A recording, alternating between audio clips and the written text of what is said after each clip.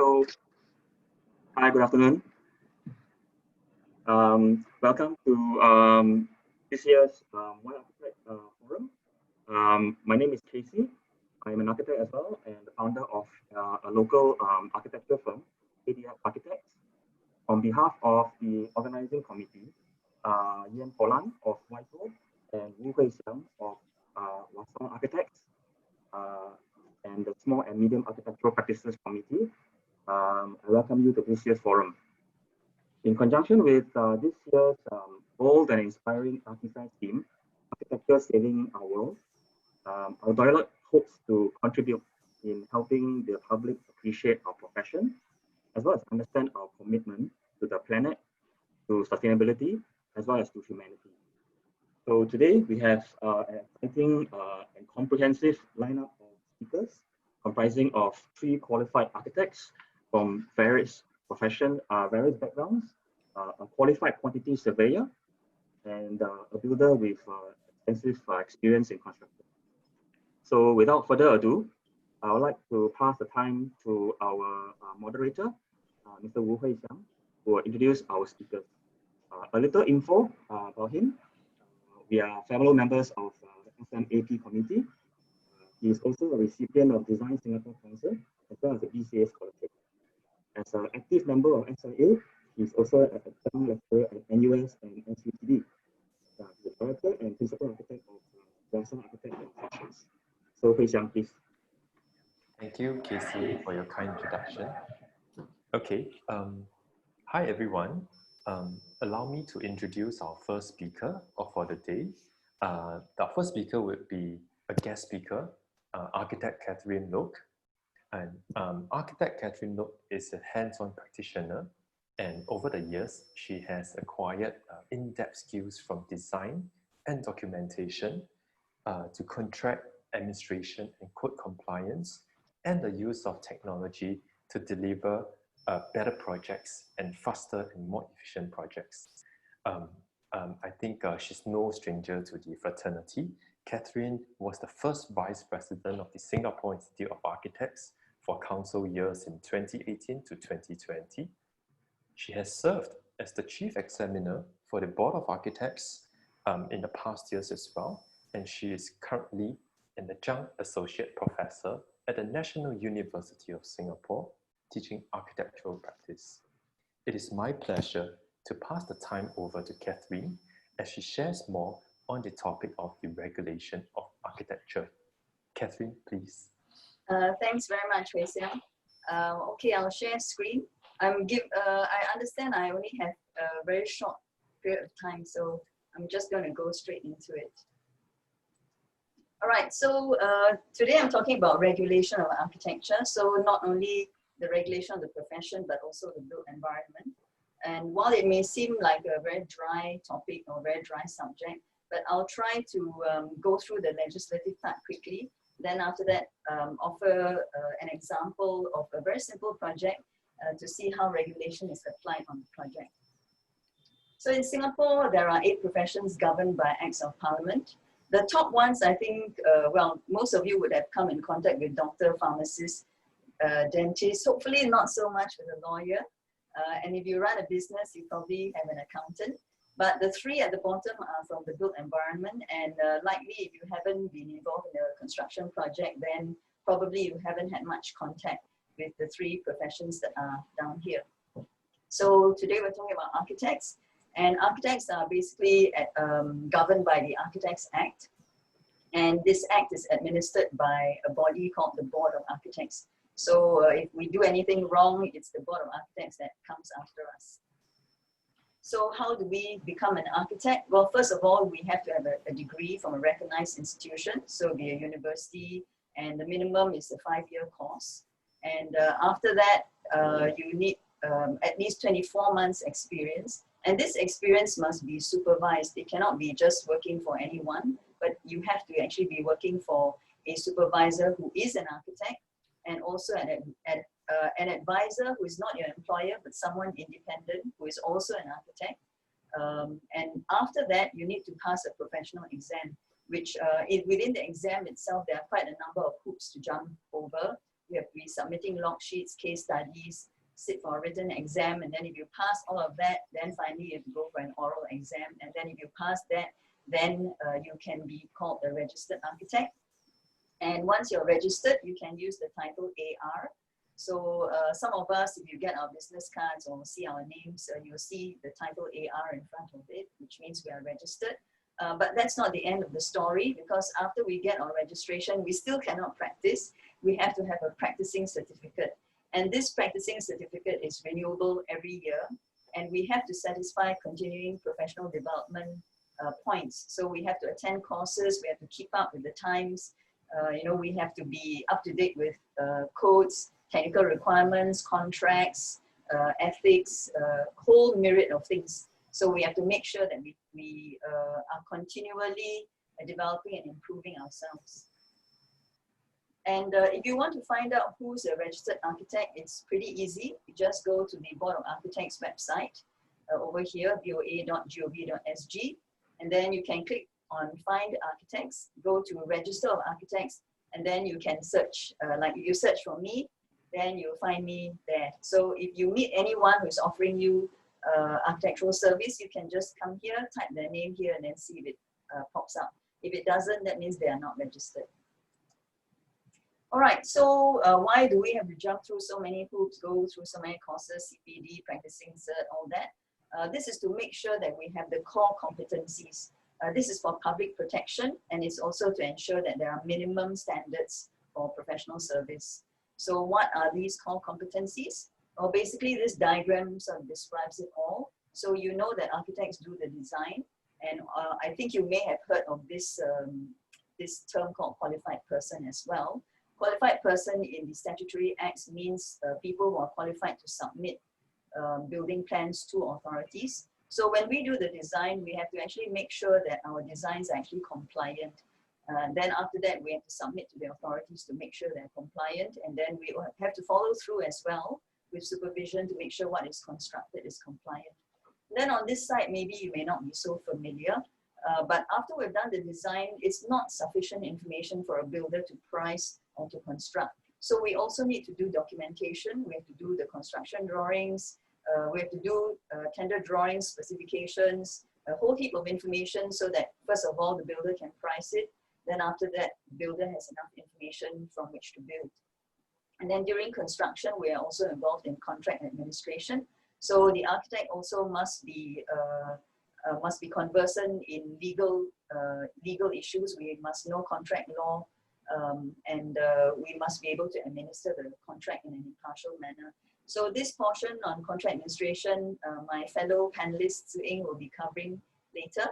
So I will focus more on these three quadrants.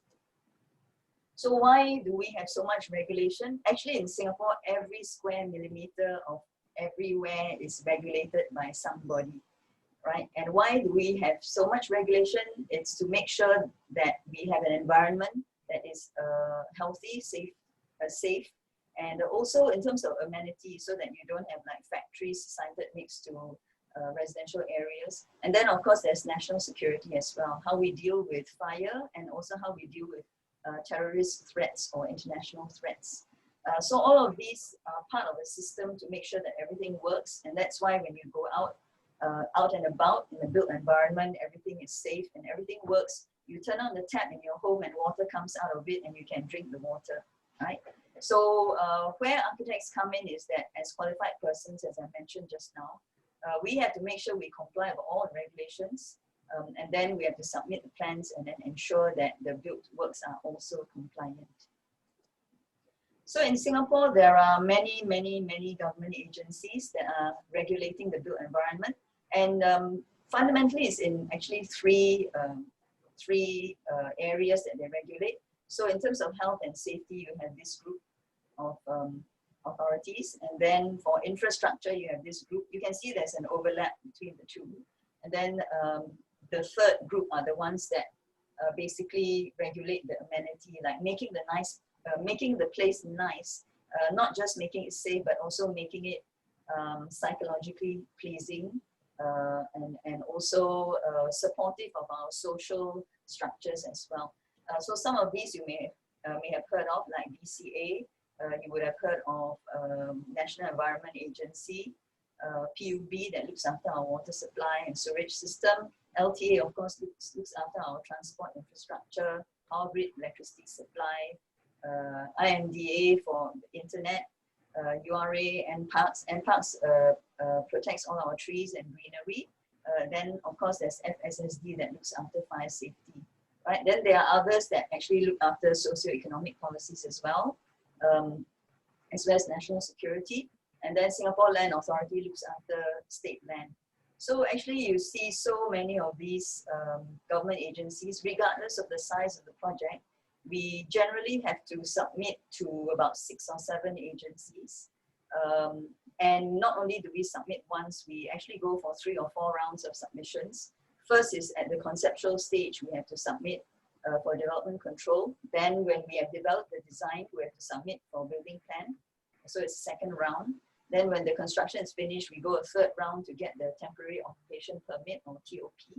And then there can be a 4th round to get the certificate of statutory completions. So a lot of submissions. So now I'm just going to illustrate what happens on a real project. But I will use a very, very small project that we've just completed in January this year, so that you can see how what an architect does and how regulation actually affects the built environment. So this is a little project that we did, completed recently, where the builder actually approached us about middle of last year. They had a design for a tree house that looked like this. They didn't have an architect at that time. And they thought they were actually doing this as part of their CSR program as a donation to a kindergarten. And they thought, oh, well, you know, this is just like something like playground equipment. It's just like this little structure here. You know, why do we need to bother to engage an architect? So they had a structural engineer work out all the structural sizes, and then the builder did their own drawings. And then they got stuck for about a year trying to navigate all the regulations. Then finally, they came to us. And initially, the brief to us was, oh, just make this comply and then do the submissions. So that was the brief, right? Oh, find an architect to do a submission, sign and submit, and you know, then everything will be fine. But life is not that simple. So basically what we looked at were all of these compliances. So we had to look at BCA. So the structure, of course, was already designed and complied with SS and EN standards. SS is Singapore standard, EN is European. Then we have to look at headroom. How high is this? Safety from falling, all these barriers. Stair dimensions, do they comply? And then lightning protection as well. So this structure has to have lightning protection. Then we had to look at the fire code. National Parks Board, tree conservation, because there were trees around. And also because this is playground equipment, so we needed to comply with SS 457. And then because there's danger of children falling, we had to look at impact attenuation, which is under SS 495. And then because it was on HDB land managed by town council, so we also had to look at the public liability issues. So when we look at all of this, we cannot just submit. And in the process of making it comply, we actually redesigned it. So what happened was the design became like this. So in terms of structure, as I said, the engineer already looked after the structural integrity part. It already complied with SS and EN standards. But to us, we don't just look at whether the structure can stand up, but does it make you feel good? Or does the structure look logical? Does it feel like it's standing up? So we felt actually that this looked like it was sort of sitting on a table, and with the steel structure underneath, it looked like somehow the structure didn't look logical, even though it was compliant. So we, and then the other thing was when we went to consult FSSD 3 times for this small little structure, and FSSD, it couldn't really fit into any particular building type. So when we tried to use institution or something like that, which was to do with schools, it meant that we would have to apply for 15 waivers.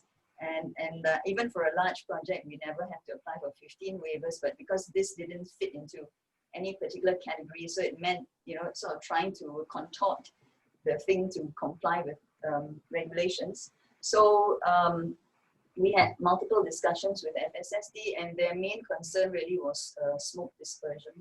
So what we did was we removed this roof, the tiled roof, and we turned it into a pergola structure. So that at the same time we moved the steel structure out, and we made the structure more visually rational, so that it's like an arbor, it's like a traditional arbor in a garden, and then you have a structure that's cantilevered out, supported in the middle of it. So that was how we sort of rationalized how it should look visually, as well as comply with FSSD. And because we used a mesh up here to create this sense of enclosure, but still allow smoke to disperse. So because of that, we were then allowed to not have to submit to FSSD, because that was their main concern. Then we also needed to check the means of escape, make sure that the stairs were the correct width for people to escape. And then this part is, I guess, the funniest part of this project, because of tree conservation. There were actually 2 trees very close to this structure. And although this is called a tree house, but NParks has this requirement called a tree protection zone, and we couldn't go near the trees. So when you do a tree house in Singapore, we actually ended up with a house between 2 trees rather than a tree house, so as to avoid damaging the roots of trees. But then that also got us thinking, because the original objective is for the children to be able to play in the tree and be surrounded by foliage. So then we decided to turn this whole structure into a tree as well. And we introduced these climbing cables so that you could put in planting, and eventually when the plants take over the structure, then when the children play up here, they will be surrounded by foliage and be, you know, as if they're in a tree. So we decided as part of the concept to turn it into a tree as well. Then of course the other technical parts, playground equipment, in terms of the detailing, we have to make sure that there are no gaps for little fingers to get trapped, you have to consider the size of a 2-year-old's torso, that they won't get stuck anywhere or stick their heads into any gaps and get stuck. And then there can't be any sharp edges, so everything had to be chamfered, etc. Then for impact attenuation, we couldn't rely on just the ground or grass alone, because if it doesn't rain for some time, the ground can actually be rock hard. So we had to use an EPDM base, which had to be tested to make sure that it could absorb the impact of someone falling on it. And then because of public liability, we had to add a gate here so that the kindergarten can lock this up, and they were responsible to maintain the whole structure. And when the children can only play there supervised, and when they're not using it, they have to lock it up so that people can't, the general public cannot go up the structure itself. So you can see that for a very small project like this, compliance is still quite a significant part of it, and not something that you can sort of brush aside and say, oh, you know, just get somebody to sign and submit. Then of course, in addition to that, as I mentioned, we do documentation. So we actually produced the construction drawings. The builder had produced a set of drawings for the previous proposal, but they couldn't be used anymore because we changed the design. So we produced an entire set of construction drawings for the builder, and also did all the detailing.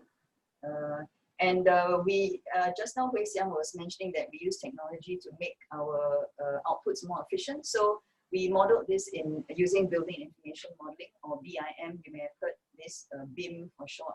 So we use BIM actually to generate the perspective that you saw earlier, to generate the construction drawings and the details. And we also use our BIM model to generate the quantities. So we worked with the builder to figure out the sizes that were available in the market. Then we scheduled everything. So it made life a lot easier for the builder as well, because he could then go and buy the materials that he needed. So basically, an architect looks at everything holistically. We can't just look at compliance in isolation. So this is the finished structure. So as you can see, you know, design and compliance and documentation and everything needs to be looked at holistically, so that we can come up with a result where, to the layman, actually, you can just go and enjoy the structure, totally oblivious of what's gone on behind the scenes. And in fact, the compliance portion becomes invisible.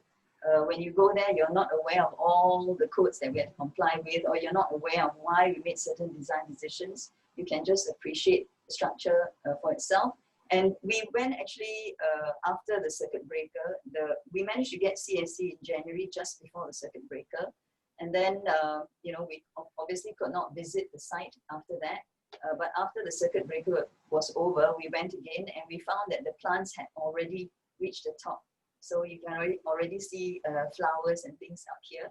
So we were actually quite happy to see that the actual structure now looked just like our perspectives, or actually even better. So the title of this talk is Why Architect? Why do you want to engage an architect? So after you consider all regulation and everything, at the end of the day, actually, what is this all about? Actually, what we want to do is to bring joy. That's why you want to engage an architect, because you want to have a good result. So what we did was that we actually spent an afternoon with the children. If some of you who have been following Archifest for the last couple of weeks, if you attended the Archifest conference 2 weeks ago, there were some architects who were talking about community participation, or getting the community to come and help with the construction. But that was happening in rural areas. So how do you apply this in an urban area?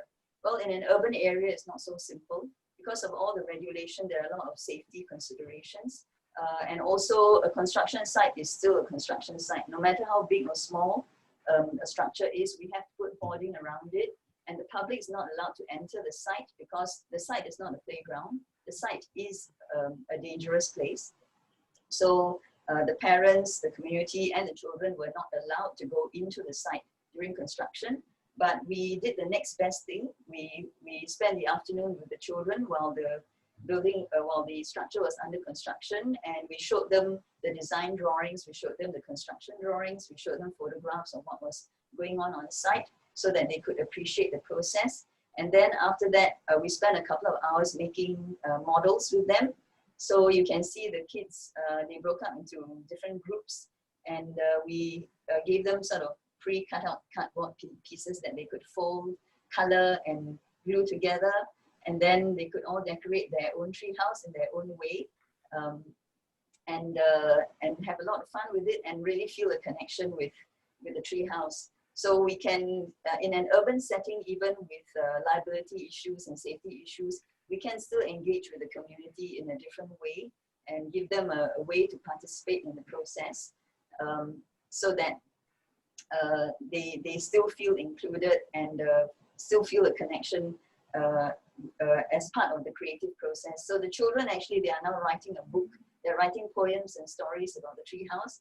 And when it's ready, we've actually requested for a copy. So we are looking forward to receiving a copy of their book when they're done. So just to wrap up, regulation and compliance is actually not about just getting an architect to sign or submit. If you do that, you're really not getting the most out of the architect. So you will actually get much more if you engage the architect for a full scope of service, because the architect can then give you a holistic solution that is much better than what you imagined. So with that, thank you very much, and I will pass back to Hui Xiang.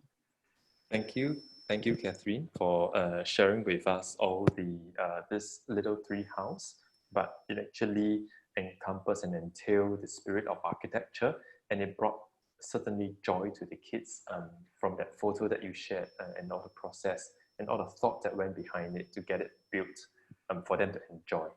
Thank you, Catherine. Thanks.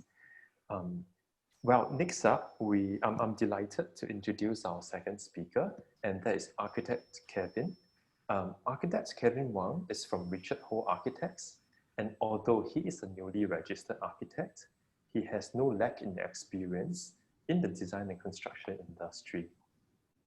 He has worked in many firms, mainly like a small, medium, large architectural practices, Army Architects, SCDA Architects, Sabana Jurong, and prior to entering the field of architecture, he has also worked as an interior designer and an architectural coordinator in a design and build contractor company.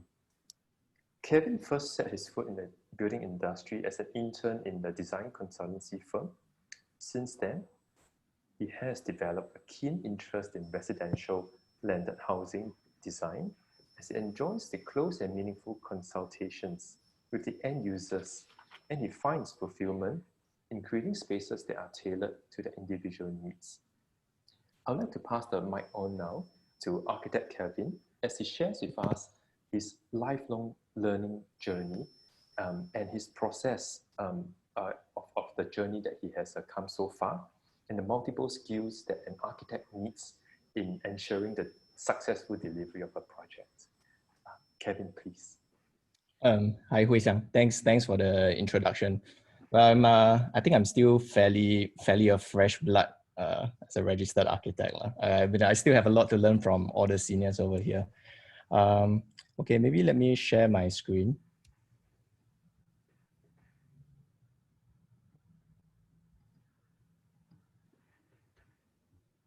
Okay, so what I'm going to share about today is about studies, lifelong learning, and the need for multiple skills in architecture. Let me move on to the next. So as Hui Xiang has introduced me, I actually graduated from the University of Melbourne in Tasmania. I'm also an interior design diploma holder from the LaSalle College of the Arts. I'm currently working at Richard Ho Architects, dealing with mainly residential landed housing. So I guess the interesting thing that makes me me is that I also used to be an interior designer in my own partnership, and I also was once a project coordinator in a design and build contractor company. So this is what people always make a mockery out of me when I meet them for the first time, especially new colleagues. When I tell them about my history, then they will just joke about and say, "Oh, you got the bloods of a contractor, you got bloods of an architect, you got bloods of an interior designer. So isn't that does that make you a rojak or what?" Okay. So, but I found that my experience, I mean, my experience in the different parts of the industry kind of gave me greater insights into of different parts of the industry, and allowed me to see things differently from my fellow peers. Yeah. So just to share a little bit of what kind of projects we do at Richard Ho Architects. Like I said, we do residential landed housing. So I enjoy creating spaces and environments that are tailored and specially curated to the individual family needs. So I find a lot of fulfillment in having this kind of close interaction with homeowners and understanding what their life is like, and how we can actually, as architects, provide them with a suitable environment for them to live in. Yeah. So on top of that, we also do conservation houses. This is one of the strengths of our practice. We do restoration of a conservation house, giving it a new lease of life while preserving its heritage values. Yeah. So I'll just go into a little bit of studies. I think Catherine Look earlier spoke a little bit about it already, but I'll just briefly run through. I'm not sure if you guys read Mothership. Weeks ago, there was this article where this father was actually looking for an avenue to get his son involved in the field of architecture, because he realized that his son is actually interested in doing architecture, but he realized that I think he's quite clueless about what avenue to go to. So I thought this forum would actually be a good means for people like his son who's interested in going to architecture to study and to find out more about how he can go about doing it.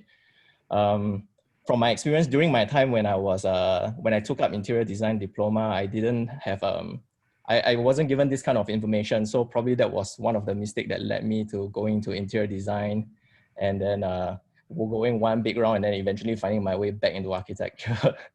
Yeah.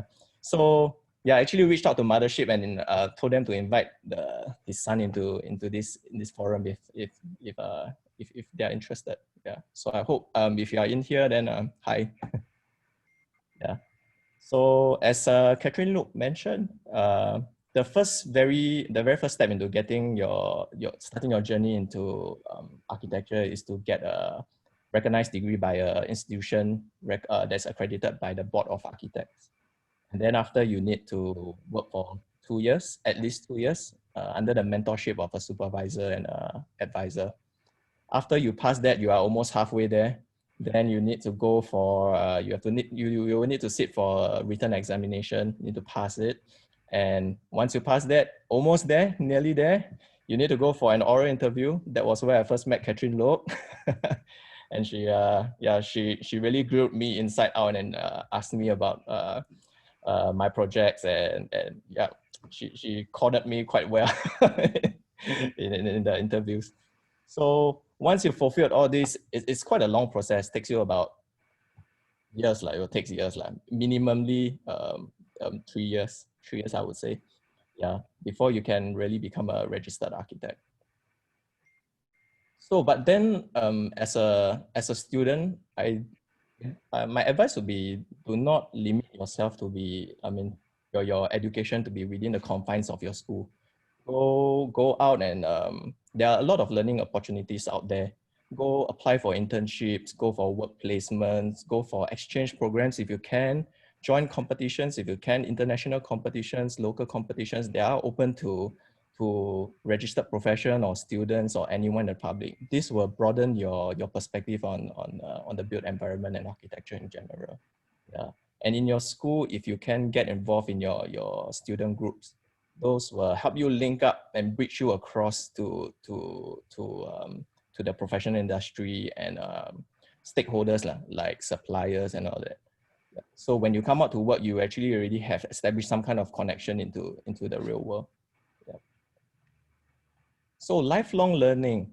So what you see on the left is a depiction of education. What goes on in the university. To me, in what you learn in the university is really at the tip of the iceberg. Yeah. In your whole architecture career, I would say those are the days where it's really the fun times of your career, where you are not really bounded by restriction of regulations or cost or budget. You really just go there to have fun and really study about the beginnings of architecture and yeah, the tips of just the tip of the iceberg lah. Yeah. So when you come out into the real world, that is where you really need to learn a lot of things. Every day you are learning something new. You are learning how to manage clients. You are learning how to manage relationship with authorities, contractors, suppliers, and consultants. So there's a lot of things that goes on into our daily lives as an architect, and we are constantly learning. Yeah. So unlike the school days, when you're a student, you are always looking up to your lecturers for direction, for advice, for guidances. But once you are out here in the real working world, as you can see from the image, at the bottom left, we are all looking to our lecturers for advice and what to do next and what's our next assignment and all that.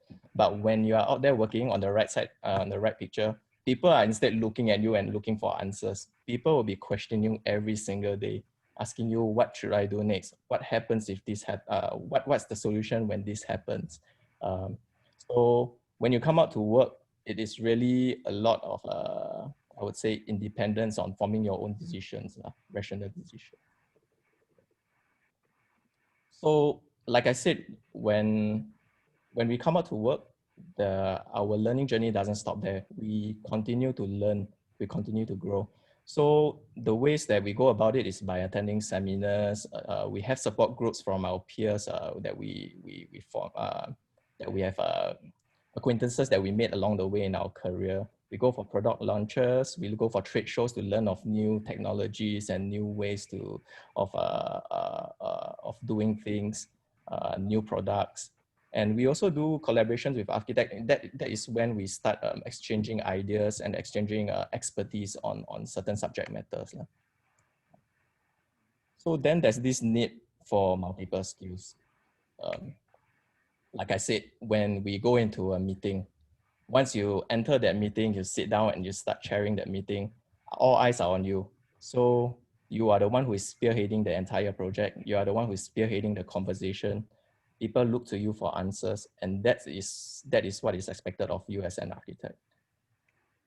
So these are the qualities that that I feel that is expected. That these are values that I feel is expected of an architect. In terms of managing relationship, I think this is very important because this sort of determines the tone of how the project will go right from the beginning. So it's very important that the architect is able to manage human relationships well. Yeah. And in terms of contract administration, whenever we come to a situation where we need to make a decision, we need to form our own independent judgment and make sure that it is a fair decision, whatever that we make. And also, unlike school, where you only just do one project, when you come out to work, you are doing multiple projects at the same time. So it is really essential that you learn how to manage your time and know what are your priorities.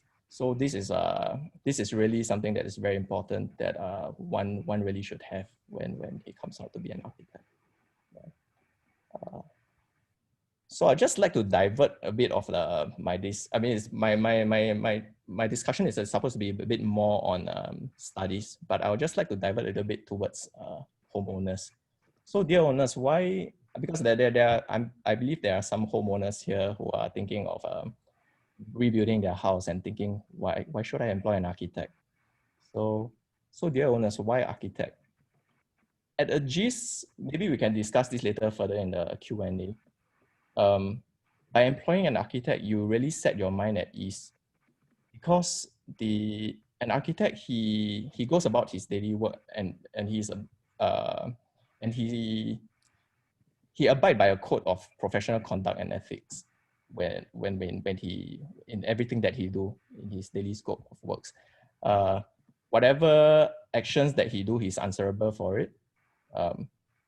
He's supposed to exercise a duty of care and responsibility to the project and or everyone else that is involved in the team. Yeah. Maybe I'll just skim through this. We'll discuss this a little bit more in the Q&A session because I think we are a bit running out of time. So just remember this image. This picture, I look at this every day. It's a scene that I look at every day when I leave my home. This reminds me of this is a life learning experience to me, which I will share later when we go into in-depth discussion about illegal architecture practice. Yeah. So my answer to why architect is that it makes up for all the differences that matter to you as a client, as an owner. You might be worried about costs at the start. You might be worried about decision makings at the start, whether you'll be able to do it, whether you should not have an architect. But when you at the end of it all, you will realize that employing an architect would actually overcome all these doubts that you have. Yeah. So, Hui-san, I hand it back to you. Okay, thank you, Architect Kevin, for the insightful shares and also the inspirational journey that you took over the many years, spanning across the different disciplines that's related in this design and construction industry. Not an rojak, but I would say like a master builder, and because essentially an architect is the master builder, and I see that in the works that you are taking on and the projects that you are building currently with Richard Ho Architects. Thanks, Kevin, for the nice sharing. Okay, next up, we have architect Lo Zixi of ZV Architects. I have the pleasure of sharing that Zixi is actually my fellow contemporary, and we graduated from the same batch from School of Architecture in NUS. As the founder of ZV Architects, our third speaker, architect Lo Zixi, main interest lies in the house typologies. Zixi believes that architectural design is an open-ended process with the potential to illustrate the unique identity of its users. His design seeks to positively influence user behaviors, and how they interact with each other. Prior to founding Zivi, Zixi sought apprenticeship at Liu & Wo Architects and was an architectural associate at Amer Architects. Here, let us pass the mic over to Architect Lo for more sharing and insights on design and client relationships. Over to you, Zixi. Okay, thank you, Hui Xiang. I actually was given this very interesting topic, design and client relationships. Let me just share my screen straight away.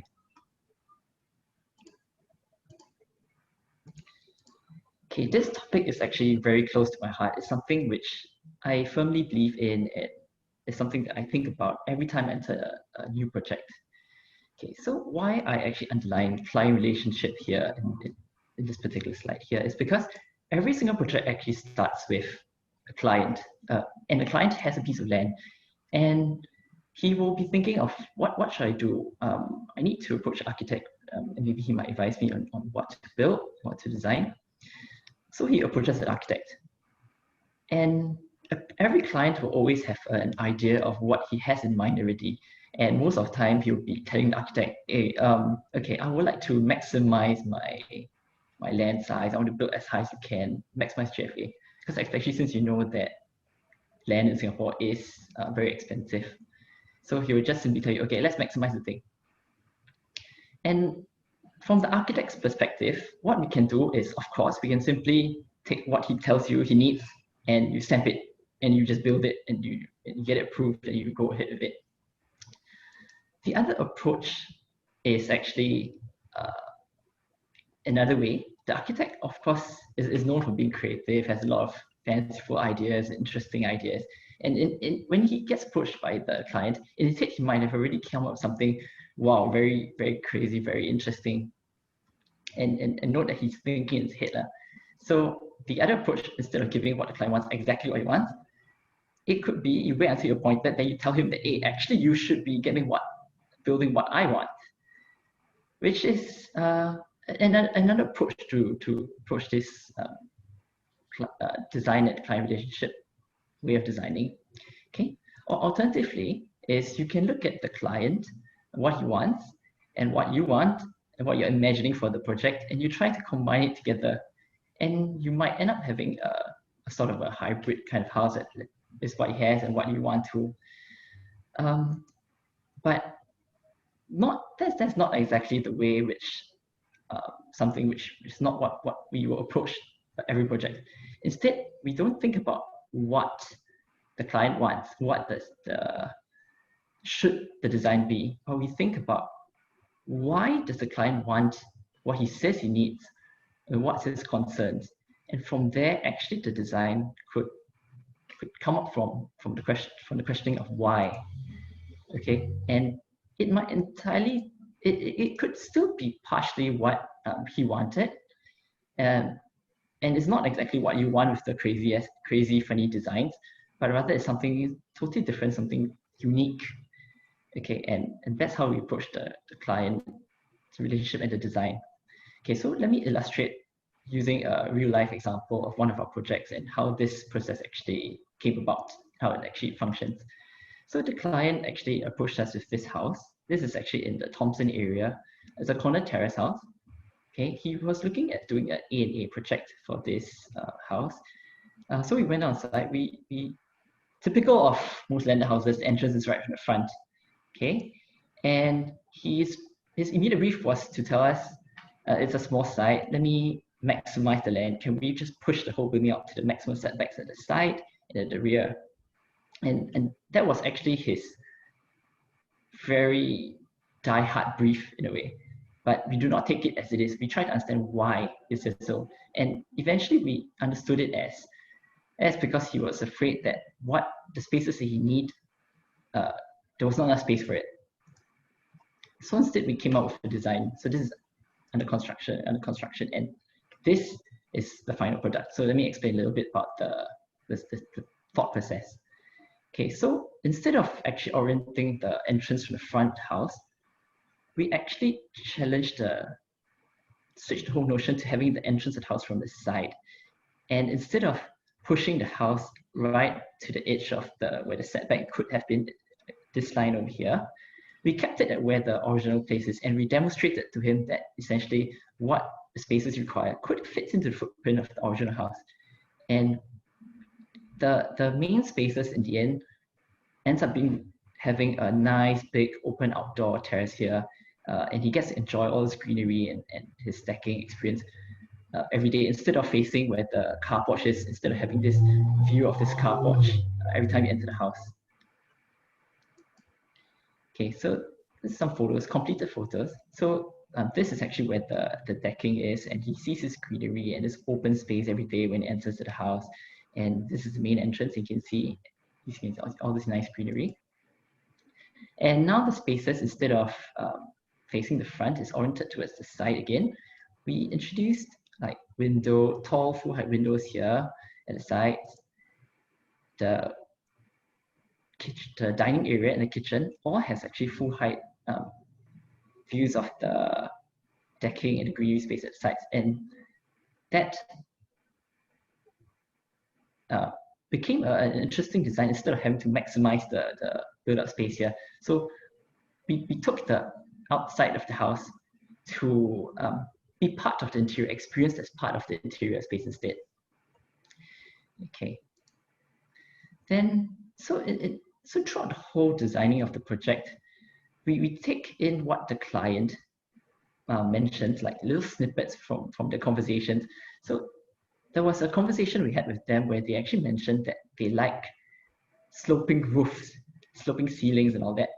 So one of the aspects of the design that we actually then integrated this, what the client has mentioned in passing, was to emphasize the slope ceiling that we have. And so to translate it to all the spaces in the second floor. So there's actually all this pitched roof. Okay, so in terms of the getting information from the client and interacting with them, taking the instruction and all that, it doesn't happen just right at the start when it comes to initial design. So this little montage actually sort of is trying to say that throughout the whole project, it's a long project, there's a lot of construction, there's a lot of problems, there's a lot of issues. And in every single step of the project, we take instruction from the client, we distill what they want, and we, as an architect, we offer a counterexample, we offer different solutions to what they want, and we provide our unique insights to eventually get what they want. So at the end of the day, I mean, it is the client's house. It is something which is they're going to be staying in it every day. And so what we think is not so much that we impose what we want, but rather it is understanding why they want and to give them a house which they are very, very happy with at the end of the day. And they understand that the architect understands them, and through the whole process of understanding them, then we actually get something which they really will enjoy and really like. Yeah, so I mean, in the gist, this is the client is happy with the house, and that what brings happiness to us too. Okay, so Wei Xiang, will hand it back to you. Thank you. Thank you, Architect Lo Zishi. Thanks for sharing with us the intimate journey with you and your clients, which I would say is like almost like a friendship really, from the start of the house, from the conceptualization to the materialization and the completion, and seeing them enjoy the space. I think that really brings a kind of a fruitfulness in all the hard work, all the meetings and all the late nights put into this house for the client by the architect. Yeah, thank you for sharing that.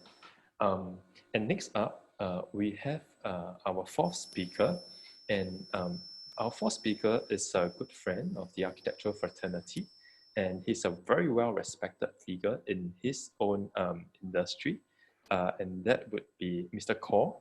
Mr. Kaur is a quantity surveyor, and he has more than 20 years of professional experience for projects spanning across Asia and Middle East. Mr. Kaur is a director at YSCA Consultancy Singapore Private Limited, and he has expertise in the areas of construction, cost, contract, procurement, consultancy, management, across all the different types of projects. Mr. Kong also serves as the Executive Committee, Honorary Treasurer, and Chairman of CPD, Committee of Singapore Institutes of Surveyors and Valuers, that's SISV in short, as well as the involvement in community works such as School Advisory Committee. Mr. Kong needs no further introduction.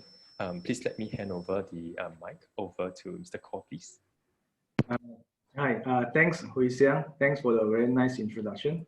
Yeah, good afternoon, everyone. My name is Si Eng, and I'm very delighted today to be back again this year Y Architect Forums as part of the Singapore Archifest 2020.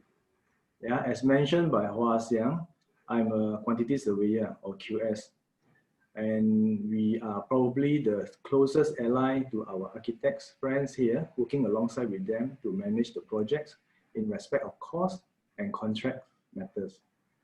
Most of you, if not all of you, may know what is architects.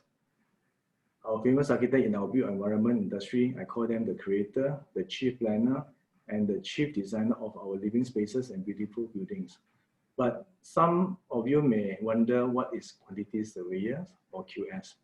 So I have prepared this slide to enlighten you. So what exactly is QS? In layman, we are referred to as construction cost consultant. Some call us construction cost economists or construction accountants. While some other part of the world, they call us cost engineers, commercial managers, or contracts managers.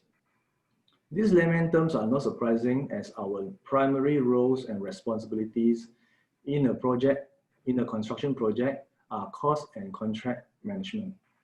As you can see from this slide, we are part of the principal consultants team in construction project, comprises of course, our architect friends here, engineers, project managers, and us, the QSs. QS manage all matters on cost and contract in construction projects from the very early stage of inception to completion stage. We administer and manage the construction project through our in-depth knowledge and experience on construction contracts and construction law, and through our expert knowledge and database of cost and price on labors, materials, plants, and machinery. Next, yeah. Ultimately, as a quantity surveyor or QS, we are the gatekeeper of the construction projects on financial and contractual matters, working alongside with the architects to uphold your interest and investment. Through our in-depth knowledge, experience, and expertise in managing the project costing and contract matters at all stages of a construction project. Next. Okay. These are the four major stages of a construction project, namely feasibility and planning stage, design stage, tender stage, and construction stage. On the feasibility and planning stage, this is where the dreams, the desires, the requirements, or even sometimes we call it good to have or wish list are scrutinized and studied by the architects. And all this shall be balanced with budget. We work closely with architects to ensure the design is within the budget right from the concept stage. Next, we move on to design stage. At this stage, the requirements and needs had been established, and the architects would move on to design development stage, whereby the design may still be evolved with various design options or selection of materials may be in play. A series of cost estimates to gauge the design estimated construction cost as well as value management would ensure the construction cost is within the set budget. We work very closely with the architects on budgetary cost control as the design evolves, as well as cost planning, including value management to ensure budget are allocated appropriately within the set budget. Next, we have this tender stage. After the detailed design is completed, it is time to start the procurement or tendering process to bring our builders on board. Various procurement strategies depending on the types of projects may be deployed to ensure competitiveness in tender bids. Where necessary, pre-qualification exercise may be adopted to shortlist only the most competent and qualified builders to participate in the tender process. Tender documentation is very crucial here. All our designs and requirements shall be well documented and communicated to the builders so as to ensure they have the complete set of design, information and requirements to base on, so as to promote transparency, clarity, and avoidance of ambiguities. What is ambiguity? Okay. For example, in the drafting of tender and contract documents, instead of using, or maybe instead of drafting it as normal working hours, which may be quite ambiguous, why not specify the working hours as 8 a.m. to 5 p.m. so that it is absolutely clear without subjective interpretation of what is normal working hours. Next, we will have, upon completion of all the hard works on feasibility, planning, design, and tendering processes, we have a builder on board. At this stage, the cost control and cost management is equally important. Variations or changes to the designs and requirements is unavoidable in construction projects. In my more than 20 years of consulting experience as consultant QS and the last 10 years running my own practice, I have not seen a project without changes or variations after award or appointment of builders. The changes could be due to varieties of reasons. Could be due to set conditions, new authorities' requirements, changes initiated by owners, etc. The challenge is to manage these changes so that the overall financial commitment of the project is within the budget. During the construction stage, cash flow is the builder's lifeline. We will conduct regular valuation, generally is monthly, of interim payment for architect certification. We work very closely with our architects in cost control and cost management at this construction stage, including project closeout and final accounts. And finally, after the full cycle of 4 major stages, working alongside with our architects in managing the cost and contract matters of the construction project, we have our dream homes and our buildings standing tall. Standing tall on the right, sorry, the last slide, is one of my iconic projects, Ion Orchard, that I have involved, and some beautiful private residential projects. And for my last slide, I just want to show you some of the projects that I have worked on or involved, that I could draw some similarity on all these projects. They had been managed through good practices on good cost control and management. They have been managed through good practices on contract administration. And most importantly, they had all been administered and managed by competent and qualified architects and QSs. Yep, thank you. Back to you, Hua Xiang. Thank you, Mr. Kaur. Thank you for sharing on your projects and the whole entire scope of project administration, even right from the start of the project, from cost estimates to the contract construction, and assisting in all the interim valuations and providing good advice on the contract variations and all. Yeah, I would say that a QS is definitely an indispensable member of a project team if you were to execute a successful building project. Next up, we have our last speaker of the day, and that is Mr. Steve Goh. Mr. Steve Goh is a builder and he founded his own company, Just Build Private Limited, in 2011. And he graduated with a master's degree in NUS with Management of Technology previously. And also, he has since grown to take on a lot of landed residential projects, a very experienced and respected builder in the industry. And also, he has also assisted in the research of the robotic tiling prototype in NUS and FCL as a kind of technological advancements in the construction techniques. So without further ado, I'd like to pass the mic over to Mr. Steve Goh to share more with us on how he conducts construction sites and give us a little bit more insights as well. Over to you, Mr. Steve. Hi, thank you. Hi, everybody. My name is Steve. Let me share my slides and then we can just jump straight into it. Okay. So thank you for inviting me. My topic today is really on conducting construction site. So basically, I can't say that I know everything, but I believe I can safely say that I have my own fair share of experience and whatnot. So yeah, this is why I will share. So for conducting construction site, I will break it out into 3 phases: the pre-construction, the construction, and the post-construction.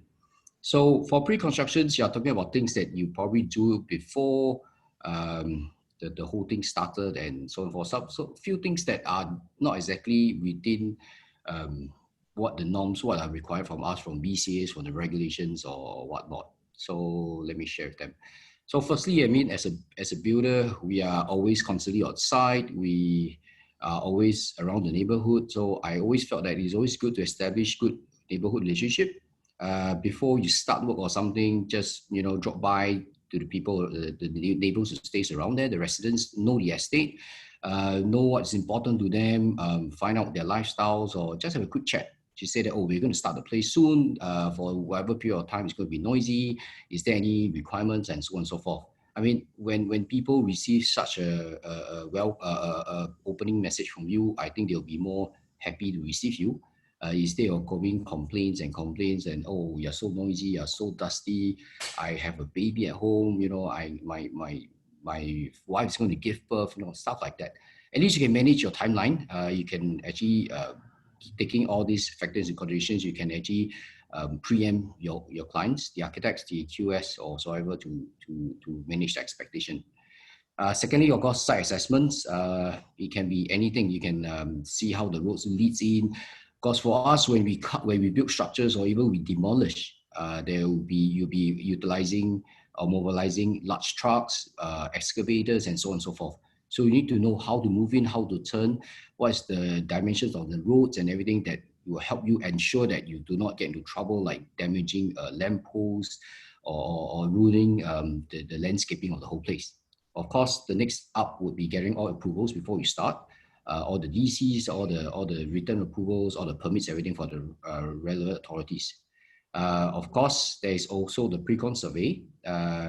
Pre-con survey of the neighbors surrounding you, their home, their interiors, their exteriors, the roads, everything. This is just a fair judgment in a sense, in the event that, let's say, along the way something happens. Be it your fault or be it someone's fault or be it has been a pre-existing inherent problem. At least we have a baseline to start on with to protect yourself, to be fair, and also to protect your neighbors, your homeowners as well. So I think this is quite important. And of course, lastly, setting up all the monitoring systems. For example, hoardings, sound barriers, noise meters, and tilt meters or vibration meters. All these will be made known to you when the due time comes. So these are quite essential and quite important. Next up, I will go through would be the construction site, during the construction phase, sorry. So of course, as a builder, you have this space. Space is actually your asset in a sense whereby when you build, how are you going to build? What are you going to build first? Where are you going to put your stuff? How are you going to maneuver the logistic? Different phase of the construction requires different logistics of different dimensions, different size. So these are something that you probably want to look at. Of course, there is also the safety aspect, the housekeeping, the pest control, which is quite popular or the hot topic right now because of the COVID. And then there's, of course, the dengue fever that's on the rise. And then of course, conduct regular site meetings to go through drawings, go through site issues. Like the QS has mentioned, there's always issues on site. There's never issues-free construction. That's not possible. We don't, although we try to as much as ourselves to plan everything ahead, but there's always problems, issues to iron out and everything. And of course, last but not least, I will always suggest overlay archi and structural plans. There's always the discrepancy there. Nobody's fault. It's just that different parts of the constructions are managed by different group of people. So we are just there as a middleman to kind of manage things together, make sure things are built accordingly, according to the archi drawings and also according to the structural drawings, so that we fulfill everything. Lastly, the next slide I'll put up is actually an example of the site layout. So basically, you can see that in a site, because of COVID reasons, there's a lot more indications or a lot more space we need to cater for the different needs and regulations. In the past, we don't really have to cater for a sick bay or anything like that. But now, because of COVID, because of the safe distancing measures, we have to. There's temporary toilets is unavoidable. You cannot expect everybody to just keep running out to the nearest public space for public to use the public restrooms. So that's needed. It's always good to have a rubbish or a trash point. You're always good to have a area that you keep all your building materials so that you separate everything so that when you maneuver things in and out of the site, it's actually quite easy. Safe aid position and so on and so forth, how to maneuver. There's another, I would say it's a requirement, but it's a good practice if you have like a fire hazard evacuation route or something like that. That is actually quite, that's quite good, but then that usually applies for very huge construction site. For a landed property, I feel that it is good to have, but not necessary. Okay, the next I'll move on was to post-construction. What do you really do? Okay, we will always make good our surroundings, go back to the neighbors, tell them that, oh, we're more or less done. If there's anything that we messed up or anything, let us know, we'll come in to make good or whatsoever. So this includes the roads, the walkways, the planters, whatsoever. I mean, like I mentioned, I feel that it's good to do it. People will still come back to you. That's also an avenue whereby you start talking to neighbors. They will say, oh, you know what, next year I plan to build, or next year I plan to do something. Then you can get on the whole bandwagon of architects, the QS, everybody come up together to start the next project along the same road. So, you know, in the sense, it's quite good publicity. Of course, the last will be a post-construction survey. That's what you need to do, also requirement by BCA and so on and so forth. I will keep mine very short and sweet. Actually towards the end of my presentation. So all I will say is that builders has the easiest job. Why? Because there's architects to take care of all the drawings, all the requirements, all the regulations. You have the QS to take care of the cost, the control, the interim payments. You get paid.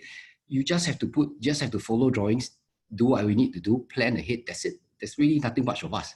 And then just, you know, sit back, relax, and make sure that things go so well. That's all. So really nothing much to it. Okay. So don't be too stressed out. You're a homeowner. You are in good hands if you hire an architect, a QS, a builder. As a builder, you really have nothing much to do. Just follow drawings. That's all. Okay. So the next few slides is just some examples of places that I've done up and so on. So just a quick run through. Some places that are ongoing, so you get to see very nice skylights, sceneries, the sky. You get to take very nice photos.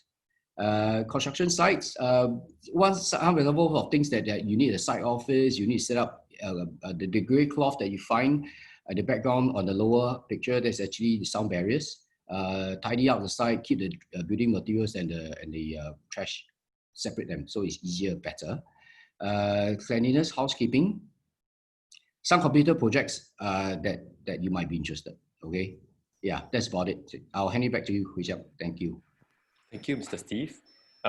Thanks for sharing more insights with the audience on the whole entire process of construction, and often some of the potential problems that you will run into, and what are some of the good practices in terms of like pre-construction survey to document the necessary and how to address certain things with not just your construction buildability skills and also the soft skills to handle the necessary together with a team of the architect, the QS, the engineer. I think that is all necessary to contribute to a successful project delivery. Thank you, Mr. Steve. Okay, On this note, I think that would be the end of the last presenter, and we will move on to the Q&A session. Over to you, Casey. Okay, I think it's been a very interesting and insightful talk so far. So I'll kick off the Q&A session. There's quite a lot of questions coming on, and some of it is quite interesting. So maybe I'll just direct the first question to Hui Xiang, a moderator. Sean actually asked, what are the thoughts on the architecture and building industry being a sunset industry, given the long hours and broad scope, physical limitation on Singapore's buildable land, and a long process to studying and getting registered? Is it even worth pursuing the career? I think this is a very important question, especially for those who are studying architecture. Maybe Hui Xiang, you can answer this one. Thank you, Casey, for directing the question. And thank you, Sean, for the posting a question as well. I will do a brief answer, and for the panelists, please feel free to add on whenever. Okay, to answer to that question, I think architecture and the building industry is definitely not a sunset industry. I assume that this question is posed in relation or with reference to the current pandemic situation. To be honest, the world has seen a number of pandemics over the years. In the 1930s, we have the tuberculosis and all that, but yet master architects like Alvar Aalto, they still build like a wonderful buildings. For example, we have the sanatorium built by Alvar Aalto in Finland, and that was one of the opportunities to really build for a meaningful cause. And also, I think in the recent papers, the Singapore bring back to the modern times. In the recent times, we have the Singapore Food Agency working with multiple other agencies like HDB, BCA, URA to come up with urban rooftop farmings. And that's also like giving the architecture and the building industry a push towards slightly a new direction in terms of food resilience and all that. So I would say it is not a sunset industry, definitely. And with the long hours, the broad job scope, and the physical limitations of buildable land, that would really stimulate our creativity, how we build upwards. And I would say that the urban farm initiation by the authorities in Singapore would be a really wonderful example. It's definitely worth pursuing as a career. And maybe on this note, I will invite architect Kelvin because he has seen through the entire journey from an architecture student, being an interior designer, having skill sets of a builder, and then going on to pull through the entire study, manage through the professional practice examination to become a full-fledged professional architect. Architect Kelvin. Yeah, so my thoughts on that same question, I don't really, I mean, along the way when I was actually deciding to pursue my studies in architecture, that question popped up a lot of times in my mind as well, whether is it really worth pursuing. But then again, at the end of the day, us as an architect, our career is really centered around a lot of the values of creativity. So I don't think on the aspect of shortage of spaces and the long hours I think it is really something that what do I say? Sorry, can you hear me? Yes. Yes. Oh yeah. Continue. Yeah. So on the topic of the land scarcity, short of land space, I think it's really up to our own creativity as an architect to be able to plan plan within the limitations of things such as to plan along the lines of having like multiple function spaces and providing for the provision for the future. Yeah. Thank you. And maybe we will direct the question from Jay Paras over to architect Catherine. So Jay Paras asked, hello, in the practice of architecture, have you experienced the overlapping scope with the civil engineers, particularly in residential design and the signing of documents and permits? Is this allowed by the BOA and the approving building authority? And also the second question, I think it's related. Can architects offer design and build services under professional services? So maybe we can direct this over to architect Catherine. Okay, so the first question on the overlap between the engineer and architect. Yes, there is an overlap. In fact, in the 1970s, the two professions were regulated together. So you see the registration numbers of our architects and engineers in the 70s, and they used to be governed by the same act. But subsequently, the two acts became separate acts. But there is still, under Section 14 of both the Architects Act and the PE Act, there is something to address the overlap, basically saying that the architect cannot offer service which, if it is a substantial part of the practice of engineering, and vice versa, the engineer cannot offer architectural service if the nature of the work is a substantial part of architectural service. So in terms of a landed house, the building control regulations do allow engineers to submit, or rather they allow either architect or engineer to submit BP plans for A&A works, but generally these still need to go through BCA for waivers. We actually, SI has been working closely with BOA as well as the PE board to address this confusion with the public.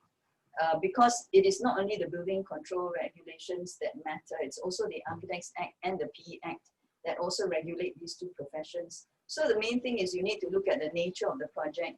If the nature of the project is primarily architectural, then you need to have an architect. If you're doing A&A where you're doing mainly structural, like you're adding maybe just a small extension, which not much architectural input, then maybe you could engage an engineer. So that's the regulatory part. But then as the house owner, I would ask you the question of what result do you want? Because as I demonstrated in the treehouse project, architect looks at things differently, holistically. So what sort of outcome do you want? Not that the engineer can't do it. The engineer can, certainly engineer can. And in fact, the engineer did design the treehouse to be structurally sound. But the architect doesn't just look at the structural soundness of it, looks at other aspects as well. So as a house owner, you need to consider the outcome that you want as well. And then on the question on design and build, basically design and build, anyone who does any building must be a licensed builder. So if you are an architect and you want to offer the design and build, probably you form a company. Make sure that your company becomes a licensed builder. You have a technical controller. It could be yourself or somebody else. Then you can offer design and build. But the tricky part comes when whether or not you are the contract administrator. If you are offering design and build, then you cannot be the contract administrator because you won't be independent. So then you might need to actually, maybe the owner might engage another architect to be the contract administrator. But in terms of the building itself, it's governed by the Building Control Act, where anyone offering building must be a licensed builder. Okay, thanks, Catherine, for answering those questions. Okay, I see this question from Kayan Chai regarding feng shui. Maybe Lo Zixi, we saw your house, very interesting project, and maybe you can answer this question. Do architects work with feng shui? Are there any requests that you personally have to work with feng shui? Okay, actually, this question is very interesting as well. We actually had another project, and the client is the daughter of a feng shui master.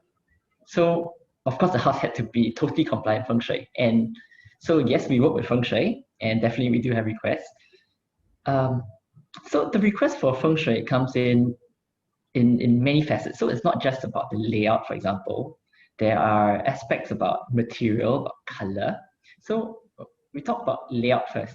So layout, there's certain requests like you cannot have the bathroom directly above the kitchen because there's this conflict of the water and the fire and all that. So when we design the layout, that's something we have to take into consideration straight away. We cannot overlay these two spaces, even if it makes sense to do so. So that's one thing we talk about in terms of layout. Then other aspects is like they'll talk about the client's fortunate colors, for example. Like the color has to be a green shade or a beige shade, and you cannot have black in the house. Architects love black, but so we had to take into consideration about not having black and to predominantly use these other different colors inside. And so when does the feng shui come in, a feng shui master come in? We would actually recommend the feng shui master come in as soon as possible. So right from the beginning, when we come up with the conceptualization of design, we already take into consideration everything.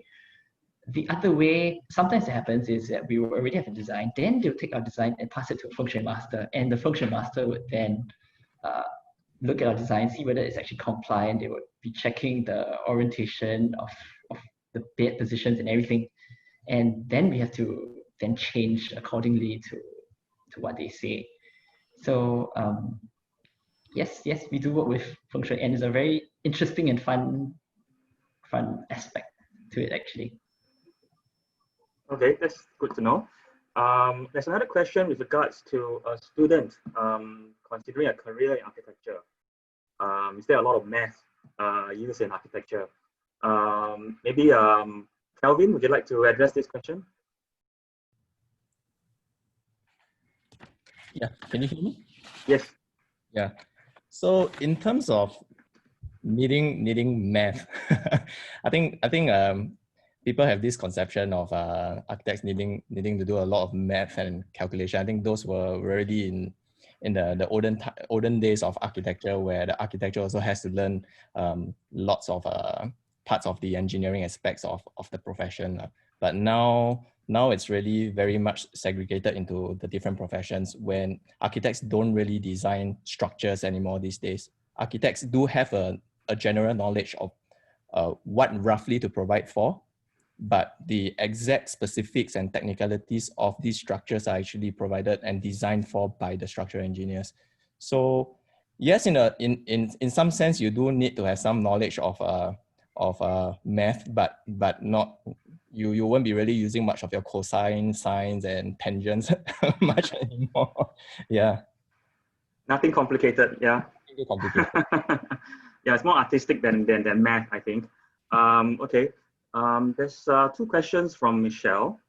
Okay, one of which is with regards to overseas construction. Does a project require a cultural element into the final product? Maybe Ziying, you want to answer this question? I mean, you have a lot of experience overseas. What's the cultural element? When it comes to building overseas. Okay, what's the question again? I think Michelle was asking when we oversee a project that is in a foreign country. Yeah. Do we need to attune to their culture? And how do we collaborate with them? Do we need to collaborate with a local architect or local ID company? Okay, I think I try my best to answer this, but I think essentially it's just like any designer, architects, overseas architect who want to take on any commission in Singapore, they have to work with the local QP. And QP, that's what Katrin said, the qualified person is actually our architects here, because only them would know all the local regulations, all the local requirements and compliance. So I suppose for any architect practicing overseas, I suppose in this question is, okay, I think she said local architects, is it? Yeah. So let's say assuming a Singaporean architect venture overseas, yeah, I believe so, that we have to comply with the local codes, and it's best that you have to, I suppose they also have a QP format there. Yeah. All right. Yes. Yeah, I think I can add on to it as well. I think a lot of times when architects carry out a project overseas, we do collaborate with the local architect because they have their own qualification process, and therefore, their knowledge of the local, rules and regulations. So oftentimes we do collaborate with them. Okay, there's another question with regards, one of the first questions from Don Leong, with regards to working for overseas projects in Malaysia and Indonesia. And do we need an ASEAN license? Maybe Catherine, would you like to answer this question? So all the ASEAN countries also have their own registration processes. But because we are part of ASEAN, and we are trying, the Board of Architects actually over the past few years has been liaising with all the different regulatory bodies in the ASEAN countries to make it easier to have cross-border practice. But you do need to have, you do need to register as an ASEAN architect. You need minimum 10 years experience. Then you can go to the BOA website actually for all the registration requirements needed in order to practice within ASEAN. Because otherwise you can get arrested. Actually, one Singapore architect was nearly arrested in Thailand because you cannot use the word architect in another country unless you comply with their registration requirements. So if you get your ASEAN registration, then you can practice within ASEAN and you can use the name architect. Okay, there's another question for you, Catherine, since you're still there. It's about your treehouse. So Matt Wing Ong, she just posted a question with regards to, the various regulations and restrictions. How do you find these restrictions or regulations? Are they a hindrance or showstopper, to building something that what the client really wants? Yeah, okay. Regulation actually is a very, very important part of our built environment. There's a reason why our built environment is so safe. There's a reason why we have controlled issues like flooding. Even for COVID-19, government passed the COVID-19 Temporary Measures Act very quickly and put in place systems. So regulation is actually a very important part of the entire system to enable us to react very quickly as a society to any issues of public safety, public health, etc. So I don't find it a hindrance. The regulation not itself a hindrance, but I would say the submission process could be made more efficient. And I think one of the shortcomings of the current system is that when you do something unconventional, it cannot handle it. So it's like we had to go to FSSD so many times, and if we had followed the conventional route, we needed to apply for 15 waivers, which was totally ridiculous and unproductive, because they couldn't fathom this structure as not a building, and yet it complied with the definitions of being a building. So we have this kind of struggle in that when you do something that's unconventional, the system can't cope with it, and then the officers who are actually processing the submissions don't really have a framework to manage it. So we had to actually go around and around quite a bit. But again, part of the skill of the architect is, it comes with the territory. We are problem solvers. So whatever it is that's thrown at us, we have to find a solution. And whether it's managing people or managing the codes or whatever, it's our job to actually crack our head and find a solution. So I would say challenge is good for us because it makes us more creative. Yeah, it's true. We are problem solvers indeed, and we are also creative problem solvers. Okay. I think we have a question regarding construction. Maybe we'll direct it to Mr. Steve. So the question comes from Ms. Oi. Are constructions challenging in disastrous and flooding areas? So perhaps, Mr. Steve, you may want to elaborate a little bit about some of the measures that you take during construction and some of the compliances with the codes from PUB, for example, minimum platform levels in consideration of the rising sea levels and all that. Your mic. Yeah. Let me try my best. So in the construction environment, it's almost impossible that there's no mistake or anything like that. So flooding, leaks, water issues is always bound to happen.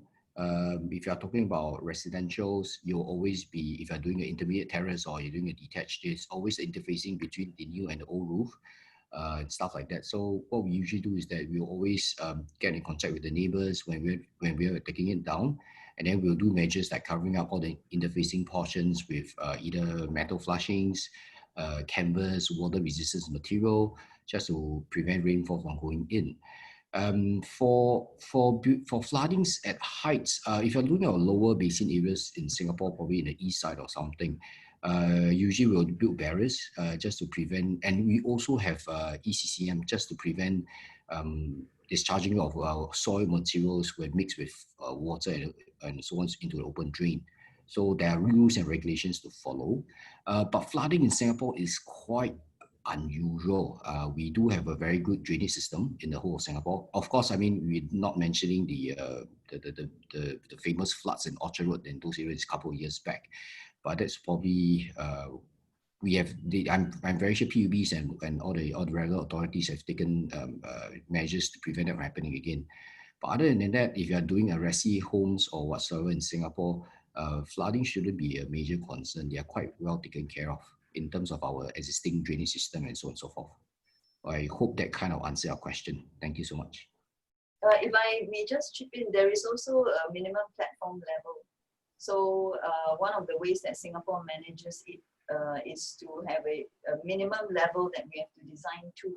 And in fact, if you look at Orchard Road, after that famous or infamous flooding a few years ago, within 1 year, Orchard Road was raised by over a meter, if you remember.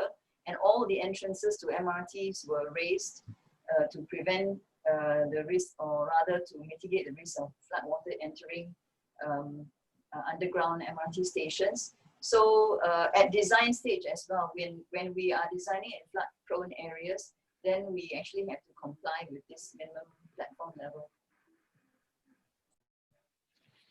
Okay, thanks, Catherine. There's one question on the issue about MOM.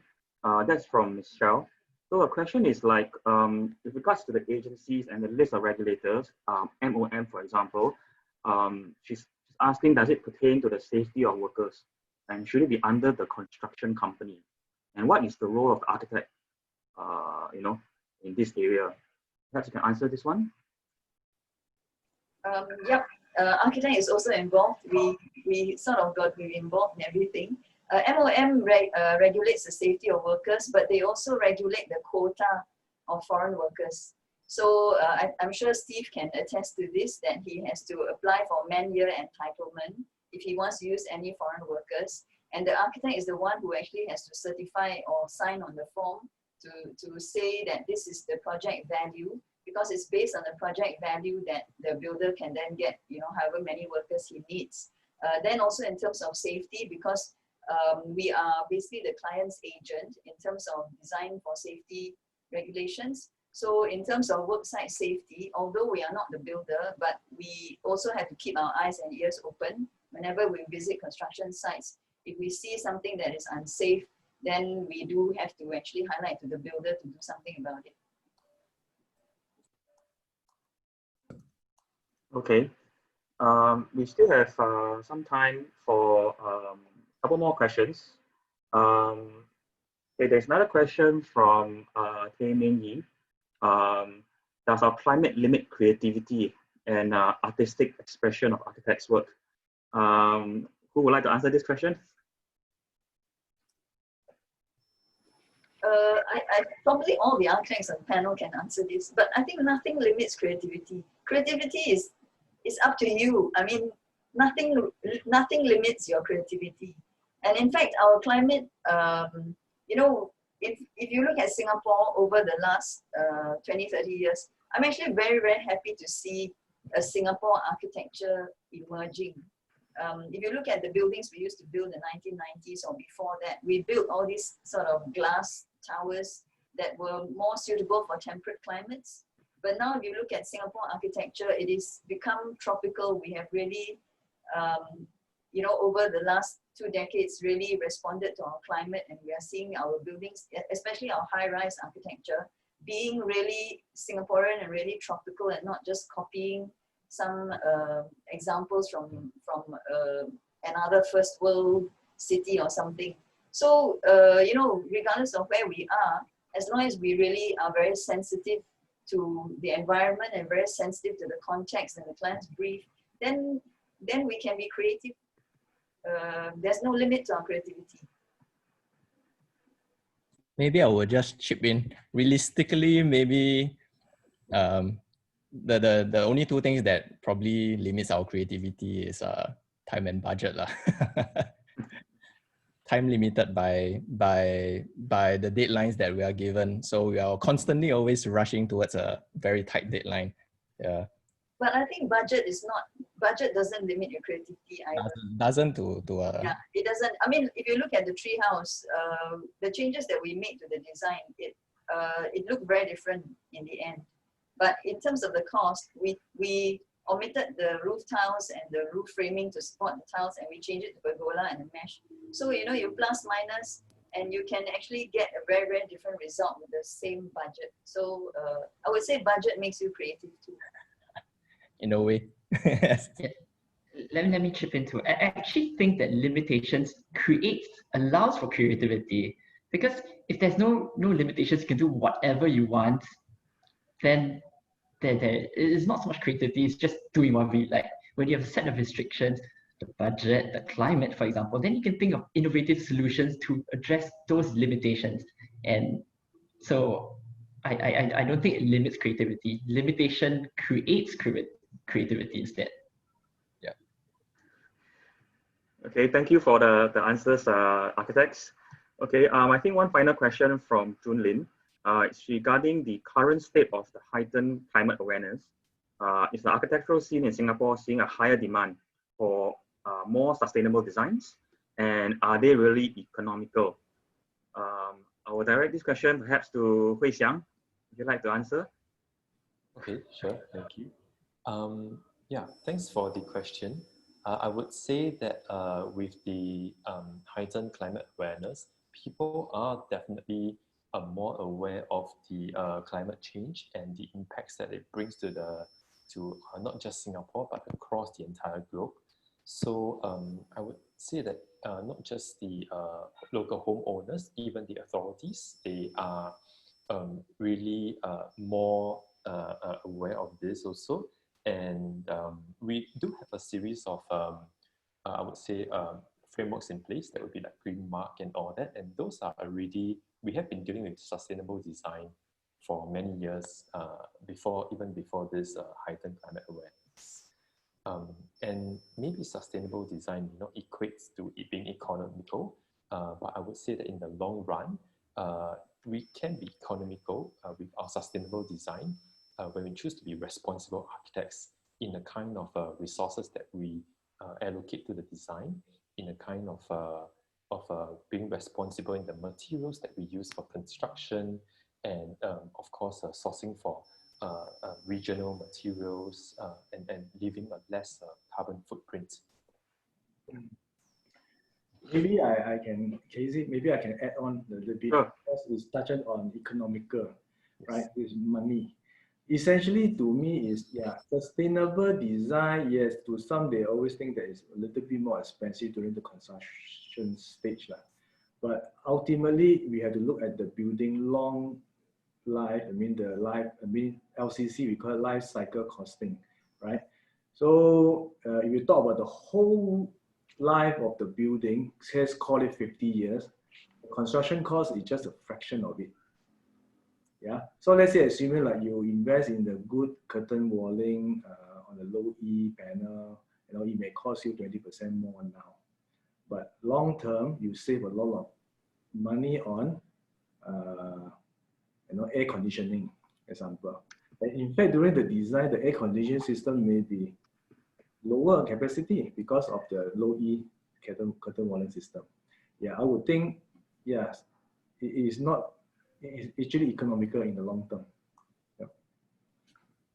If I may just add, actually, it depends on how you approach sustainable design, because if you're using passive design mostly and not relying on air conditioning, then even the initial construction cost will be less. So really, again, it's up to the architect to make that decision. You don't have to put a lot of bells and whistles on your building just to be sustainable. In fact, to me, I would say it doesn't make it sustainable. The most sustainable thing is to use passive design first and not rely on air conditioning. Then after that, you can enhance with air conditioning for certain spaces. But by and large, we should really go back to respecting the climate and being much more sensitive to it and using passive design. Okay, thanks, Zwing and Catherine. One final question. I think it ties in with Jay's question as well about how architects promote the value of a profession. I think I want to ask this question with regards to illegal practice in Singapore. Maybe Catherine, you can talk about this issue. What is illegal practice? How is it being carried out in Singapore?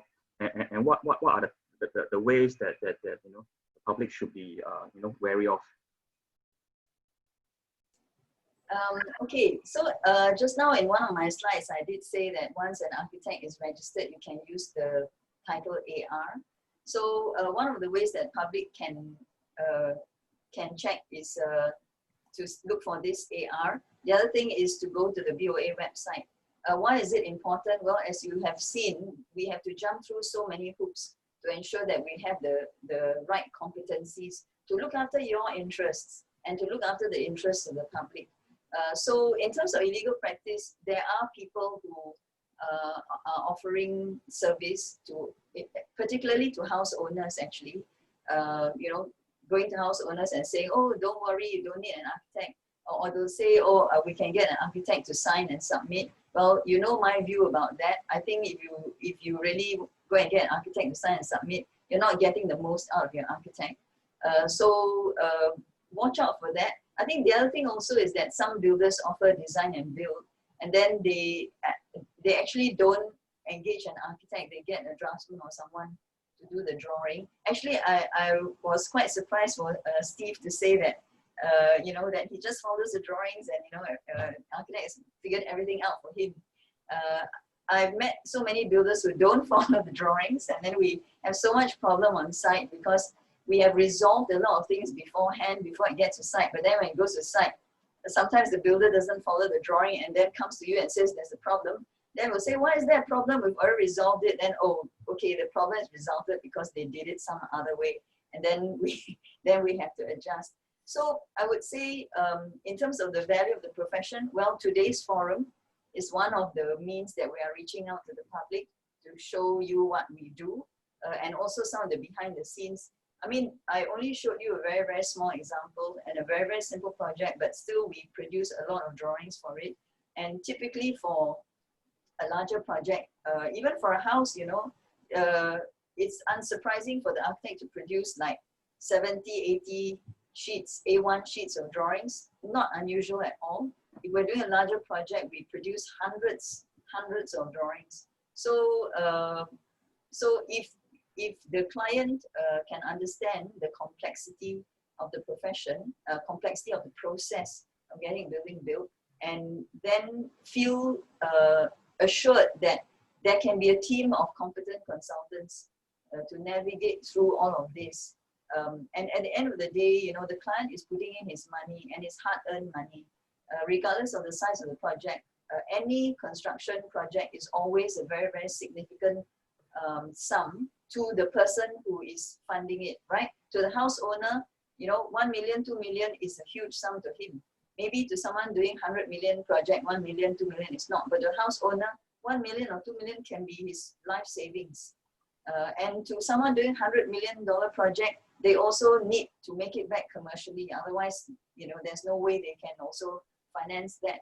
So, the best thing is to get your value for money. You don't want to just throw your money away and engage people who are actually not qualified to do the job. So, it's your hard-earned money, so make the right choices and then engage the right people. Thank you, Catherine. So I think both Casey and I, we have received one final request, or rather one final question from the Archifest team, and it's directed to the panelists. And the question would be, if anyone, how do you have more women architects in the profession? From the Archifest team? Most likely we will have the rest of the speakers answer the question or attempt to, maybe from Kevin first. How do we have more women architects in the profession? Maybe we can start first by having more female lecturers in the universities to, to draw them in, because that's the first thing that students see. It's really a male-dominated kind of education system also. Even in Australia, where I studied, most of my lecturers, if not, that I only had one female lecturer, and the rest of them were actually mainly males. Yeah. Maybe Catherine has some insights, some thoughts as a woman of the minority gender. I'm teaching at NUS, so students are exposed to me. But I actually, to be honest, when I was at university, it was 50-50. And in fact, now my current NUS students, I think it's also about 50-50. But where it drops off actually is when it comes to registration. So currently, actually, I think it's about 1/3, 2/3. So 1/3 female and 2/3 male. But I don't really see that as an issue. I think that it will be a natural progression for more women to maybe seek registration and stay in the profession. Maybe one of the deterrents could be the long hours, and especially if you have young children and having to juggle work and family, etc. But I would say that now with COVID-19 teaching everyone to work from home, and some people actually adapting to that, maybe you will see more women actually staying in the profession, seeking registration, and being able to actually juggle family and work better. Because in fact, actually, I have been working from home for the past 22 years. My children are adults already. But when they were young children, that was what made me decide to work from home, because I wanted to be there, be home with them, but I still wanted to continue practice. So I decided to work from home, and that was how I stayed in the profession. And plus, of course, I have a very supportive partner and husband who took his share of looking after the children. So to all the husbands and fathers, you are very, very important to your wives, you know. So if we want more women in architecture, I would say that you know, the husbands and fathers should be very supportive and let your wife develop, not only as a mother but as a professional as well. Thank you, Catherine. Thank you, Kevin, also for the replies and your perspective on this gender equality related question to the profession. Okay. Okay. I think that's all we have time for. It's 5:30 now. So I think on behalf of you know, the committee, and I can see some of the you know, thank you messages, which is very nice. I want to thank all our panelists today for your time and your effort in you know, creating the slides and, you know, giving your insights to the One Architect Forum this year. So any last words from anyone?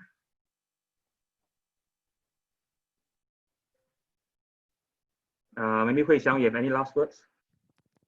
No, I'm very thankful.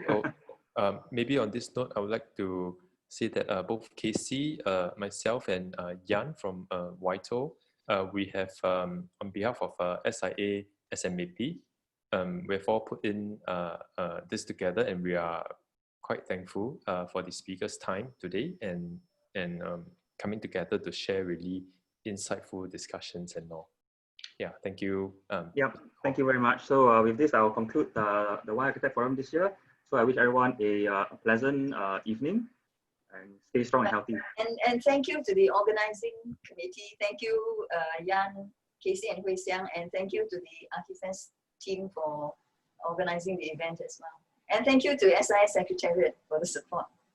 Yes, thank you, SIA Secretariat. Yeah, all right. Thanks, SIA. Thank you so much. Thank you. Bye-bye. Okay, bye-bye.